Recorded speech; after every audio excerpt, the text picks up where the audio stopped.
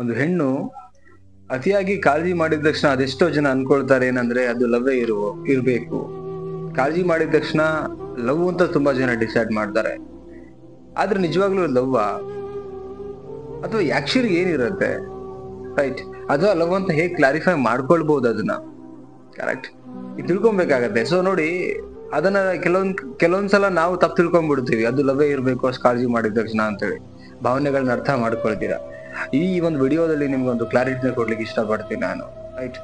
First time channel ನೋಡ್ತಾ ಇದ್ರೆ subscribe ಮಾಡ್ಕೊಳ್ಳಿ, ಇದೇ ತರದ ವಿಡಿಯೋಗಳು ಸಿಗುತ್ತೆ. ಅಂಡ್ ಕೌನ್ಸಿಲಿಂಗ್ ಬೇಕು ಅಂದ್ರೆ ಸ್ಕ್ರೀನ್ ಮೇಲೆ ನಂಬರ್ ಹಾಕಿರ್ತೀನಿ, ಕಾಂಟ್ಯಾಕ್ಟ್ ಮಾಡಿ. ಯಾರೆಲ್ಲ ವಿಡಿಯೋ ನೋಡ್ತಾ ಇದ್ದೀರಾ, ವಿಡಿಯೋ ಕೊನೆ ತನಕ ನೋಡಿದ್ರೆ ಒಂದು ಬೆಟರ್ ದೆನ್ ಕ್ಲಾರಿಟಿ ಸಿಗ್ಬೋದು. ಅಂಡ್ ಎಲ್ರಿಗೂ ಶೇರ್ ಮಾಡಿ ವಿಡಿಯೋ, ರೈಟ್? ಫಸ್ಟ್ ಪಾಯಿಂಟ್ ನೋಡೋಣ. ಒಂದು ಹೆಣ್ಣು ಕಾಳಜಿ ಮಾಡಿದ ತಕ್ಷಣನೇ ಏನದು ಪ್ರೀತಿ ಇದೆ, ನಮ್ಮ ಲವ್ ಮಾಡ್ತಿದ್ದಾರೆ, ಇಷ್ಟಪಡ್ತಿದ್ದಾರೆ, ಅದೊಂದೇ ಆಗಲ್ಲ ಇಲ್ಲಿ.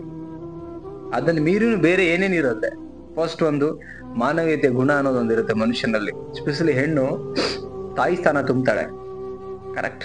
ಅದು ಅಕ್ಕ ಇರ್ಬೋದು, ಫ್ರೆಂಡ್ ಇರ್ಬೋದು, ಅಮ್ಮ ಇರ್ಬೋದು, ಅದು ಇನ್ಯಾರೋ ನಿಮ್ಮ ಕಲೀಗ್ಸ್ ಇರ್ಬೋದು, ಯಾರೋ ರೋಡ್ ಮೇಲೆ ಹೋಗುವಂತ ಒಂದು ಹೆಣ್ಣಾಗಿರ್ಬೋದು.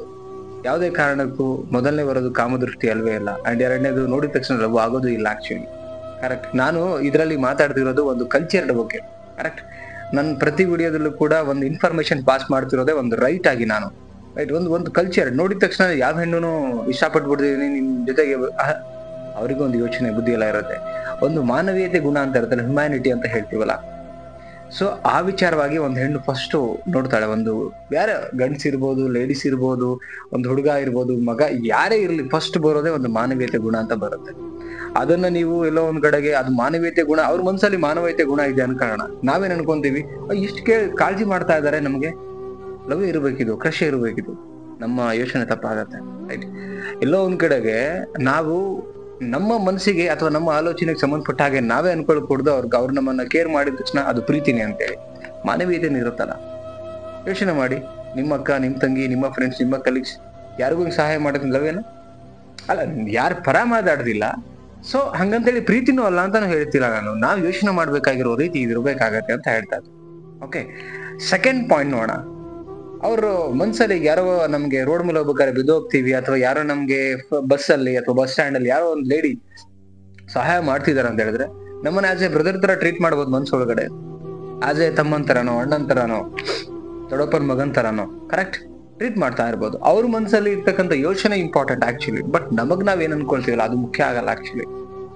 ನಮಗ್ ನಾವು ಏನಂದ್ರೆ ಕೇರ್ ಮಾಡಿದ ತಕ್ಷಣ ತಪ್ಪಾಗತ್ತೆ ಅದು ತಿಳ್ಕೊಳ್ಳೋದು ಆ ತರದ್ದು. ಯಾಕಂತ ಹೇಳಿದ್ರೆ ನಿಮಗೆ ಆ ಫೀಲ್ ಬಂದಿದ್ದು ತಪ್ಪು ಅಂತ ನಾ ಹೇಳ್ತಿಲ್ಲ ಆಕ್ಚುಲಿ. ಬಟ್ ವಿಚಾರ ಏನು ಅಂದ್ರೆ, ಅವ್ರು ಕೇರ್ ಮಾಡಿದ ತಕ್ಷಣ ರಾಂಗ್ ನಾವು ಏನು ಯೋಚನೆ ಮಾಡ್ತೀವಲ್ಲ, that is wrong, correct? First ನಾವ್ ಅಲ್ಲಿಗೆ ನಮ್ಮ ನೋಡುವಂತ ನೋಟ ಸರಿ ಇಲ್ಲ ಅಂತ ಅನ್ಕೋಬೇಕಾಗತ್ತೆ ನಾವು, ಕರೆಕ್ಟ್? ಅದಕ್ಕೋಸ್ಕರ ಒಂದು ಹೆಣ್ಣು ಮಾನವೀಯತೆ ಬಿಟ್ರೆ ಅಣ್ಣನ ಸ್ಥಾನ, ತಮ್ಮನ ಸ್ಥಾನ, ಈ ಒಂದು ಯೋಚನೆನಲ್ಲಿ ಬರ್ತಾಳೆ, ಕರೆಕ್ಟ್? ಸೊ ನೆಕ್ಸ್ಟ್ ಇದಾದ್ಮೇಲೆ ನೆಕ್ಸ್ಟ್ ಏನ್ ಯೋಚನೆ ಮಾಡ್ಬೋದು ಅಂತ ಹೇಳಿದ್ರೆ, ಥರ್ಡ್ ಪಾಯಿಂಟ್, ನಿಮ್ಮೇಲೆ ಕ್ರಶ್ ಆಗಿರ್ಬೋದು.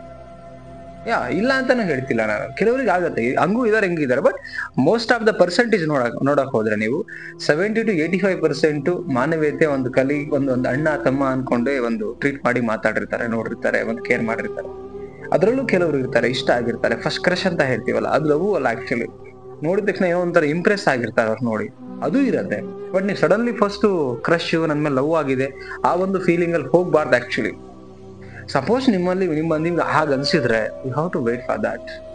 ಸಪೋಸ್ ಅವ್ರ ಬಾಯಿಂದ ಬಂದ್ರೆ ಅವಾಗ ನೀವು ಡಿಸೈಡ್ ಮಾಡಿ. ಅದು ಅವ್ರೀಗ ನಿಮ್ಮನ್ನ ಅಣ್ಣನ ಸ್ಥಾನದಲ್ಲಿ ನೋಡ್ತಿರ್ಬೇಕಾದ್ರೆ you have to wait. And suppose ಈಗ ನಿಮ್ಮ ಮನ್ಸಲ್ಲಿ ಆ ಥಾಟ್ ಇದೆ ಅನ್ಕೊಳ್ಳೋಣ, ಅವ್ರ ಮನ್ಸಿಂದ ಅದು ಬಂದ ಮೇಲೆ ಬೇಕಾದ್ರೆ ಓಕೆ, ಅವ್ರ ಮನ್ಸಲ್ಲೂ ಹಾಗೆ ಇದೆ ಅಂಡ್ ಎಲ್ಲ ಅಳದು ತೂಗಿ ಮಾತಾಡ್ತಾರಂದ್ರೆ ಓಕೆ ಅನ್ಬೋದು.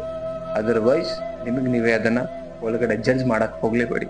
ಓಕೆ, ನೆಕ್ಸ್ಟ್ ಪಾಯಿಂಟ್, ಫ್ರೆಂಡ್ ಸ್ಥಾನ ಕೊಟ್ಟಿರ್ಬೋದು. ಇಲ್ಲ ಒಂದ್ ಕಡೆಗೆ ಫ್ರೆಂಡು ಅನ್ಕೊಂಡು ಕೂಡ ಪರಿಚಯ ಮಾಡೋದು, ಫ್ರೆಂಡೇ ಬೇರೆ, ಲವರೇ ಬೇರೆ, ಕರೆಕ್ಟ್? ಅಂಡ್ ಅಣ್ಣನೇ ಬೇರೆ, ಎಲ್ಲ ಬೇರೆ ಬೇರೆ ಇರುತ್ತೆ. ಫ್ರೆಂಡ್ ಅಂದಾಗ ಪ್ಯೂರ್ ಫ್ರೆಂಡ್ಶಿಪ್ ಇರುತ್ತೆ, ಅಲ್ಲಿ ಯಾವ್ದು ಏನೂ ಇರಲ್ಲ ಅಲ್ಲಿ. ಹಂಗಿರ್ಬೇಕಾದ್ರೆ ನಾವೇ ಏನೋ ಒಂದು ಯೋಚನೆ ಮಾಡ್ಕೊಂಡು ನಮ್ಗೆ ಎಲ್ಲ ಲವ್ ಇದೆ, ಒಂದ್ ಹೆಣ್ಣು ಕೇರ್ ಮಾಡಿದ ತಕ್ಷಣ ಲವ್ ಅಂತ ಅನ್ಕೊಳ್ಳೋದು ನಮ್ಮ ಮುಟ್ಟಾಳ್ತನ ಆಗ್ಬಿಡುತ್ತೆ, ನಮ್ಗೆ ಯೋಚನೆ ಸರಿ ಇಲ್ಲ ಅಂತ ಆಗ್ಬಿಡುತ್ತೆ ಆಕ್ಚುಲಿ. ಓಕೆ, ಸೊ ಆ ಕಾರಣಕ್ಕೆ ನನಗೆ ಆಕ್ಚುಲಿ ಏನಂದ್ರೆ ನಿನ್ನೆ ಕೌನ್ಸಿಲಿಂಗ್ ಒಬ್ಬರು ಕೇಳ್ತಾ ಇದ್ರು ನನಗೆ, ಸರ್ ಇದು ಹಿಂಗಿದ್ರೆ ಏನಿದು ಅಂತ ಹೇಳ್ಬಿಟ್ಟು. ಅದಕ್ಕೆ ಅಂಡ್ ಇದನ್ನು ಕ್ಲಾರಿಟಿ ಕೊಟ್ರೆ ಬಹಳ ಜನರಿಗೆ ಯೂಸ್ ಆಗುತ್ತೆ ಅನ್ಕೊಂಡು ವಿಡಿಯೋ ಮಾಡಿದೀನಿ. ನೋಡಿದ್ರೆ ನೀವೊಂದು ವಿಡಿಯೋ ನೋಡ್ತಾ ಇದ್ದೀರಿ, ಸೊ ನಿಮಗೆ ಏನ್ ಅನ್ನಿಸ್ತಾ ಇದೆ ವಿಡಿಯೋ, ಅದನ್ನ ಫಸ್ಟ್ ಕ್ಲಾರಿಫೈ ಮಾಡಿ. ನಿಮ್ಮ ಅನಿಸಿಕೆನೂ ಕೂಡ ಕಮೆಂಟ್ ಸೆಕ್ಷನ್ ಅಲ್ಲಿ ಕ್ಲಾರಿಫೈ ಮಾಡಿ. ನಿಮ್ಮ ಅನಿಸಿಕೆ ಅದು, ಯಾರು ನಾನು ಹೇಳಿದೆ ಅಂತ ಅಲ್ಲ, ನಿಮ್ಗೆ ಏನ್ ಅನ್ಸುತ್ತೆ ಓನ್ ಆಗಿ ಅದನ್ನ ಕ್ಲಾರಿಫೈ ಮಾಡಿ. ಈ ವಿಡಿಯೋ ಇಷ್ಟ ಆಗಿದ್ರೆ, ನಾನು ಪ್ರೆಸೆಂಟ್ ಮಾಡಿರೋ ರೀತಿ, ಹೇಳಿರೋ ರೀತಿ ಪಾಯಿಂಟ್ಗಳು ಲೈಕ್ ಮಾಡಿ. ಅಂಡ್ ತುಂಬಾ ಇಷ್ಟ ಆಗಿದ್ರೆ ಇನ್ನೆಲ್ರಿಗೂ ಶೇರ್ ಮಾಡಿ. ನಿಮ್ ಫ್ರೆಂಡ್ಸ್ಗಳಿಗೂ ಇನ್ಫಾರ್ಮೇಶನ್ ಗೊತ್ತಾಗ್ಲಿ ಅನ್ನೋದೇ ನನ್ನ ಆಸೆ. ಅಂಡ್ ಅಗೇನ್ ಹೇಳ್ತಾ ಇದ್ದೀನಿ, ಆದಷ್ಟು ಬೇಗ 40K ಕಂಪ್ಲೀಟ್ ಆಗ್ಲಿ. ಇದು ನನ್ನ ನೆಕ್ಸ್ಟ್ ಮೈಲ್ ಸ್ಟೋನ್. 40,000 ಒಂದು ಫ್ಯಾಮಿಲಿ ಆಗ್ಬೇಕು ಅನ್ನೋದೇ ನನ್ನ ಆಸೆ ಇದೆ. ಜೊತೆಗೆ ನಿಲ್ತೀರಾ, ಆಸೆನ ಫುಲ್ಫಿಲ್ ಮಾಡಿದ್ದೀರಾ. ಅಂಡ್ ಇನ್ನೊಂದೇನಂದ್ರೆ, ಹೊಸದಾಗಿ ಫೇಸ್ಬುಕ್ ಪೇಜ್ ಅನ್ನು ಮಾಡಿದ್ದೀನಿ, ಜೈ ಸ್ಪೀಕರ್ ಅಂತೇಳಿ. ಸೊ ಹಳೆದೊಂದು ಫೇಸ್ಬುಕ್ ಪೇಜ್ ಅಲ್ಲಿ 32,000 ಜನ ಸಬ್ಸ್ಕ್ರೈಬರ್ ಫಾಲೋವರ್ಸ್ ಇದ್ರು. ಸೊ ಅದು ಕಾರಣಾಂತರದಿಂದ ಆ ಪೇಜ್ ಒಂದು ಪ್ರಾಬ್ಲಮ್ ಆಗಿದ್ದಕ್ಕೆ ಅದನ್ನ ಅಲ್ಲೇ ಸ್ಟಾಪ್ ಮಾಡಿ ಅದನ್ನ ಒಂದು ಪೇಜ್ ಕ್ರಿಯೇಟ್ ಮಾಡಿ ನಾನು ವಿಡಿಯೋಗಳನ್ನ ಪೋಸ್ಟ್ ಮಾಡ್ತೀನಿ. ಹತ್ತಿರ 409 ಜನ ಒಂದು ಫ್ಯಾಮಿಲಿ ಆಗಿದೆ. ಆದಷ್ಟು ಇನ್ನೂ ಜನ ಬರಲಿ ಅಂತ, ಲೈಕ್ ಫಾಲೋವರ್ಸ್ ಗೇನ್ ಆಗ್ಲಿ, ನಿಮ್ ಸಪೋರ್ಟ್ ಇದೆ ತರ ಇರ್ಲಿ ಅಂತ ಹೇಳ್ತಾ ಮತ್ತೊಂದು ಟಾಪಿಕ್ ಅಲ್ಲಿ ಸಿಗೋಣ. Thank you so much guys, love you, ನಮಸ್ತೆ.